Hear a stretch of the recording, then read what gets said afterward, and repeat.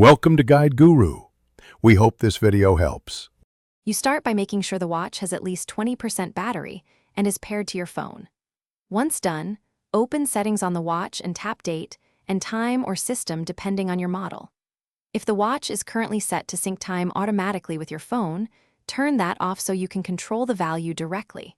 Make sure you understand whether the watch uses network time or manual time, because that choice determines the next actionable options you'll change. Now you'll set the watch time manually.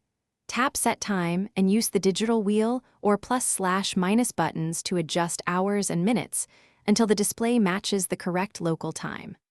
While you're there, switch between 12-hour and 24-hour formats if you prefer one over the other.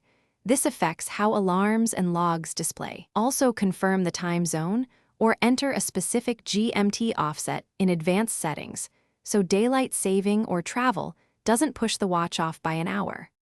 After changing the time, save or confirm your selection and then restart the watch to ensure the new values stick. Once it reboots, check clocks in apps and on complications to verify consistency.